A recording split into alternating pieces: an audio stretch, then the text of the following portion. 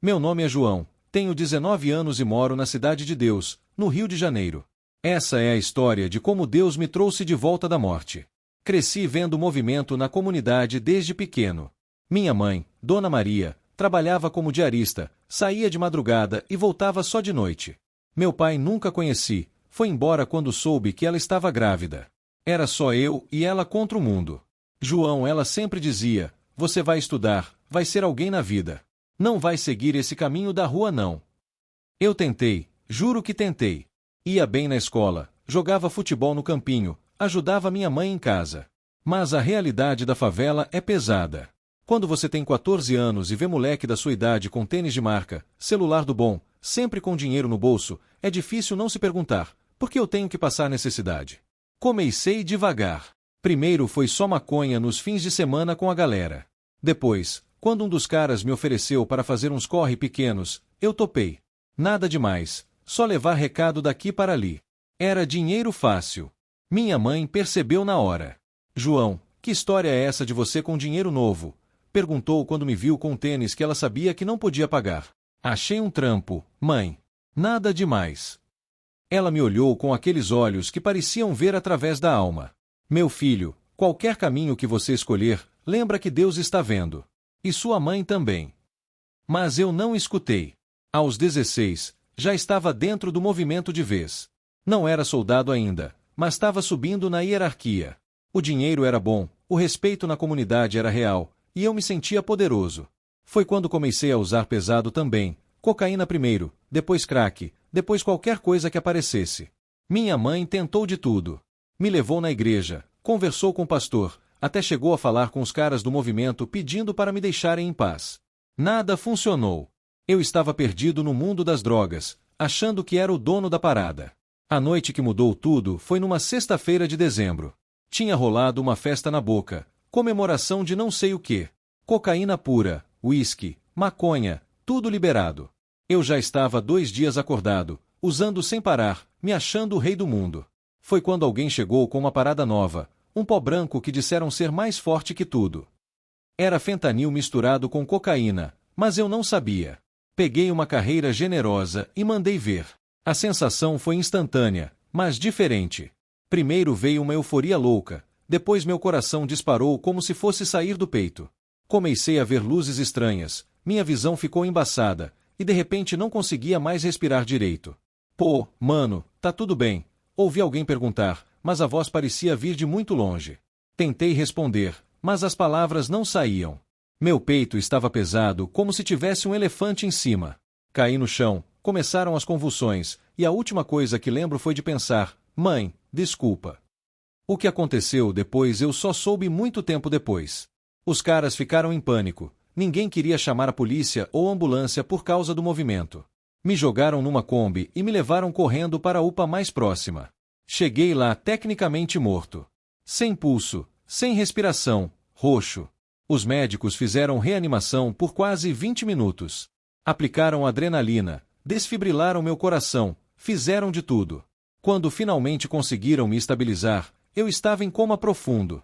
Minha mãe chegou ao hospital 2 horas depois. Uma vizinha que viu a correria foi avisar ela no trabalho. Dona Maria largou tudo e correu. Doutor, ela perguntou, meu filho vai ficar bem? O médico foi direto. Senhora, seu filho teve uma overdose muito grave. Ele ficou sem oxigenação cerebral por muito tempo. Se sobreviver, pode ter sequelas permanentes. É questão de oração agora. E foi exatamente isso que ela fez. Minha mãe não saiu do meu lado por 5 dias. Orou, chorou, conversou comigo mesmo eu estando inconsciente. O pastor da igreja dela veio, os irmãos da comunidade se reuniram para orar. Até alguns caras do movimento apareceram no hospital para saber como eu estava. No 5º dia, algo incrível aconteceu. Eu estava sonhando, ou era visão, não sei. Via uma luz muito forte, mais branca que qualquer coisa que já vi na vida. E uma voz, suave mas poderosa, disse, João, não é sua hora. Você tem trabalho para fazer. Quando acordei, a primeira coisa que vi foi minha mãe segurando minha mão, dormindo na cadeira ao lado da cama. Ela estava magra, com olheiras profundas, mas quando percebeu que eu estava acordado, chorou como uma criança. Meu filho, ela sussurrou, Deus te trouxe de volta. A recuperação foi lenta. Tive que reaprender a andar direito, minha coordenação estava prejudicada, minha memória meio confusa. Mas o pior era a síndrome de abstinência. Meu corpo gritava por drogas, minha mente inventava 1000 desculpas para usar de novo. Foi aí que conheci o projeto Gente Nova, uma ONG cristã que trabalha com jovens da favela. O coordenador, Marcos, era um cara da Rocinha que tinha passado por experiência parecida com a minha. João, ele disse na nossa primeira conversa, Deus te deu uma segunda chance porque Ele tem planos para você. Agora você precisa decidir o que vai fazer com esse presente. Comecei a frequentar as atividades do projeto. Não foi fácil, meus antigos amigos do movimento me zoavam, diziam que eu tinha ficado crente e mole. Alguns até fizeram ameaças veladas. Mas toda vez que a tentação batia, eu lembrava da luz que vi no coma, da voz que disse que eu tinha trabalho para fazer. Voltei a estudar através do projeto. Terminei o ensino médio, comecei um curso técnico em informática. Descobri que tinha jeito para mexer com computador, coisa que nunca tinha imaginado. Mais importante ainda, descobri que gostava de conversar com outros jovens que estavam passando pela mesma situação que eu passei. Hoje, 2 anos depois da overdose, trabalho como educador social no mesmo projeto que me acolheu. Ajudo meninos da comunidade a encontrarem alternativas ao movimento. Não é fácil, a realidade da favela continua dura, as tentações continuam lá. Mas agora tenho algo que não tinha antes: propósito. Minha mãe sempre diz que o dia que quase me perdeu foi o dia que me ganhou de volta de verdade. Ela está certa. Precisei morrer para aprender a viver. Tem dia que acordo e ainda não acredito que estou aqui. Os médicos disseram que era impossível eu ter sobrevivido àquela overdose sem sequelas graves. Mas Deus é maior que qualquer estatística médica. Ele me trouxe de volta porque sabia que eu podia ser instrumento na vida de outros jovens.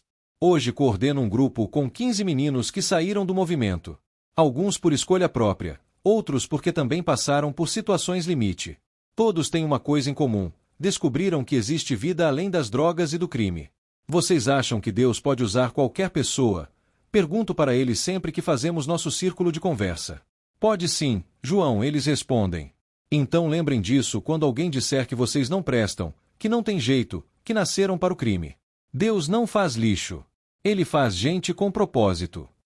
João da Cidade de Deus, 19 anos, ex-usuário, ex-traficante, sobrevivente de overdose quase fatal. Hoje, educador social, filho que orgulha a mãe, jovem que descobriu que Deus sempre tem planos maiores que os nossos. Quase morri aos 17. Aos 19, estou mais vivo que nunca. Porque quando Deus te dá uma segunda chance, Ele não está só te salvando, Ele está te preparando para salvar outros.